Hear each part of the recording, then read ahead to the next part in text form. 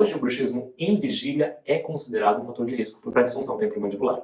Enquanto o bruxismo do sono, essa associação não consegue se comprovar, porque a gente aperta os dentes em vigília por mais tempo. E a gente pensa, ficar 1 hora, 2 horas apertando os dentes, essa musculatura contraída vai ficar fadigada, vai ficar cansada, vai ficar sem força. E aí vai ficar sensível, vai ficar dolorosa. Então, hoje, o bruxismo em vigília é considerado um fator de risco para a disfunção temporomandibular.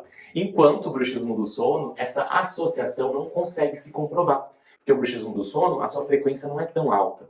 É 3 a 5 minutos. Apesar de ter uma grande intensidade, a frequência não é tão alta no bruxismo do sono.